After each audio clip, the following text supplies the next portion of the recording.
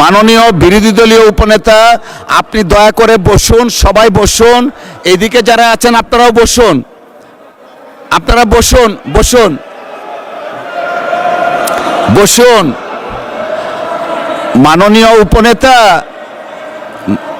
মাননীয় উপনেতা, আমি কিছু বলতে চাচ্ছি, আমাকে বলার সুযোগ দেন। সবাই বসুন দয়া করে। মাননীয় উপনেতা, আপনি বসুন, সবাইকে বসুন।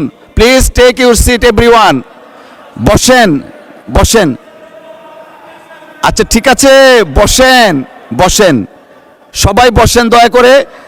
সদস্য আপনি বসেন। জি, মাননীয় স্বরাষ্ট্রমন্ত্রী আপনিও বসেন, বসেন সকলেই। জি, মাননীয় সদস্য আপনিও দয়া করে বসুন।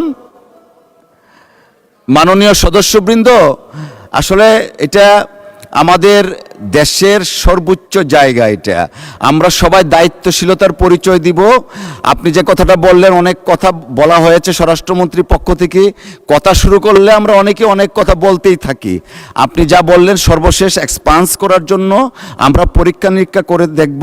যদি সংসদীয় রীতিনীতির বাইরে কিছু হয়ে থাকে সেটা পরবর্তীতে সিদ্ধান্ত নেওয়া হবে। সকলকে অসংখ্য ধন্যবাদ।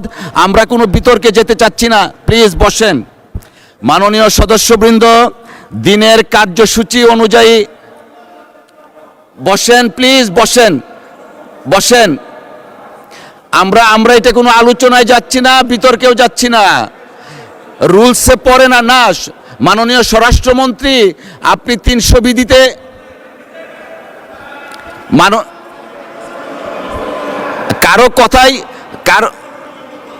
কারো কথাই শোনা যাচ্ছে না। আপনারা বসেন, একটু পরে বসবেন, একটু পরে আপনি বসেন। 300 বিধিতে বক্তব্য দেওয়ার পর এই ব্যাপারে কোনো কোশ্চেন করা যায় না। আমাকে শেষ করতে দেন। যেহেতু বিরোধী দলের নেতা নেই, উপনেতা হিসাবে উনি দাঁড়িয়েছেন, প্রিভিলেজটা আমরা দিয়েছি।